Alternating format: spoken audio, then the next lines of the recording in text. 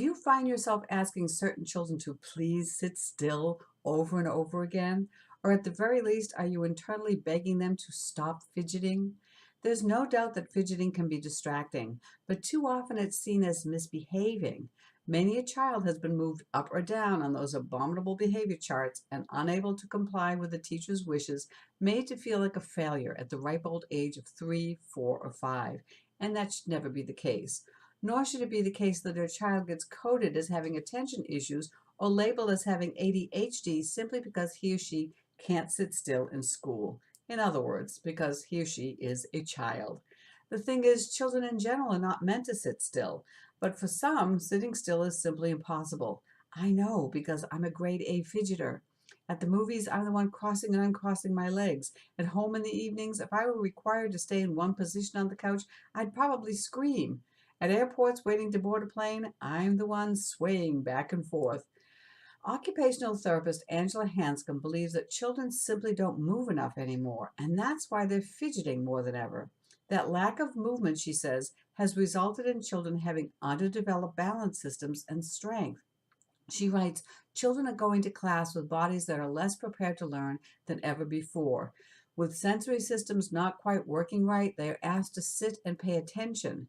Children naturally start fidgeting in order to get the movement their body so desperately needs and is not getting enough of to turn their brain on. What happens when the children start fidgeting? We ask them to sit still and pay attention. Therefore, their brain goes back to sleep. In a study from 2008, researchers found that children in general need to move to focus during a complicated mental task. Dr. Mark Rapport explained that this is why children need to move while reading or doing math, but are able to sit still while watching an engaging movie.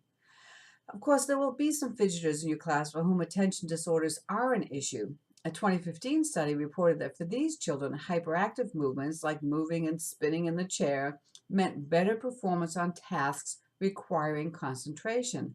Dr. Dustin Sarver, the ADHD researcher who led the study, said that when kids were moving, they were increasing their alertness, and that slight physical movements wake up the nervous system in much the same way that Ritalin does. Wouldn't you rather have children moving than have them drugged?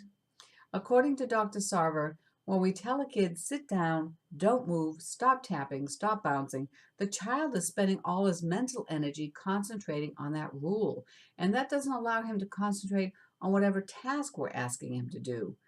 The solution for all children is to ensure that they have more opportunities to move and play in the classroom. This is made possible with learning centers through which the children rotate and active learning across the curriculum, for which there are many ideas on this channel. You'll also find ideas for brain breaks, which invite the children to periodically get up from their seats and get the blood flowing.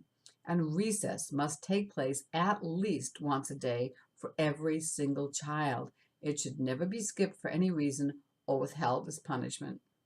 Really, it's not necessary to insist that children sit to learn. Pediatric occupational therapist Christy Isbell said to me in a BAM radio interview, who's to say we have to sit down to learn? Why can't we stand to learn? Why can't we lay on the floor on our tummies to learn? Why can't we sit in the rocking chair to learn? There are lots of other simple movement strategies. Just changing the position can make a big difference. And here's an example of that. In one study, researchers equipped 4 fourth grade classrooms with standing desks, and what happened was amazing. Even though the desks were equipped with stools, 70% of the kids never used the stools, and the other 30% stood the majority of the time.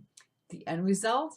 Increased attention, alertness, engagement, and on-task behavior. It's a teacher's dream.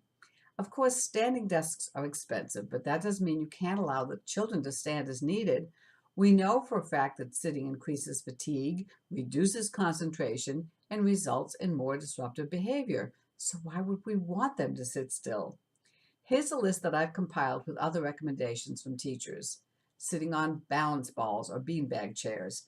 Bike inner tubes wrapped around the legs of a chair, allowing kids to bounce their legs. Chewing gum.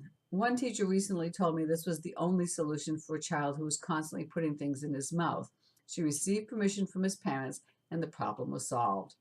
Coloring books. Just because a child is coloring doesn't mean she isn't listening. In fact, this may be her best bet for paying attention. Squeezing stress balls.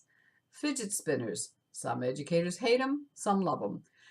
Putting moving kids on the outside of desk clusters so kids can move without distracting others.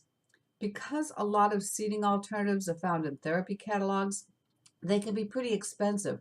But a teacher recently told me that she buys beach balls and partially inflates them. It doesn't cost much and still gives kids a seat cushion they can wiggle on. Thanks as always for spending some time with me. Check out raypica.com to learn more about my work or to buy a PDF with the script slides and more. And if you haven't already, please do subscribe to this channel. See you next time.